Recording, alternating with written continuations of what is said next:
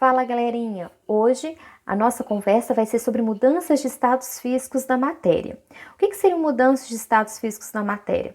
Seria quando eu mudo o estado físico da matéria, eu mudo a estrutura física da minha substância, sem que ocorra a formação de novas substâncias, ou seja, são processos físicos. Aqui nós temos os três estados físicos da matéria: sólido, líquido e gasoso. Quando a minha matéria está no estado sólido e ela vai passar para o estado líquido, eu tenho um processo de mudança de estado físico que eu chamo de fusão. Um exemplo é quando eu tiro o gelo do meu congelador e à medida que o tempo vai passando, ele vai se transformando em água líquida. É interessante a gente observar que no estado sólido as partículas estão bem próximas uma das outras, então a atração delas é muito forte, então elas têm pouco movimento. Já no estado líquido, as partículas estão um pouco mais distantes, então elas se conseguem movimentar um pouco mais, e além disso, a atração é um pouquinho maior. Quando as minhas partículas passam do estado líquido para o gasoso, eu tenho o que eu chamo de vaporização. Um exemplo de vaporização é quando a gente deixa a roupa no varal. A minha água vai evaporar.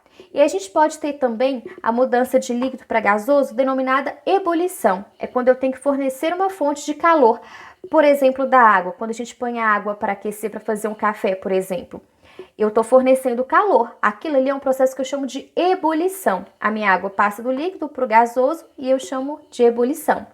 E tem também a calefação. É quando eu coloco essa minha água, por exemplo, numa chapa de metal superaquecida, uma gota de água, e ela logo muda para o estado gasoso.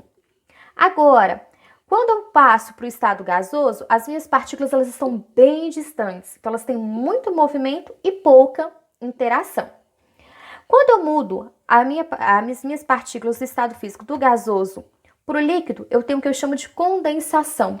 Um exemplo de condensação é quando a gente joga água numa panela, por exemplo, de arroz, aquela água evapora. Se a gente coloca uma tampa ali, a gente tampa, a gente vê gotículas de água nessa minha tampa. É um processo de condensação. A água evaporou, ficou gasosa. E depois, quando ela encontra a tampa, ela volta a ser líquida. Então, é um processo de condensação.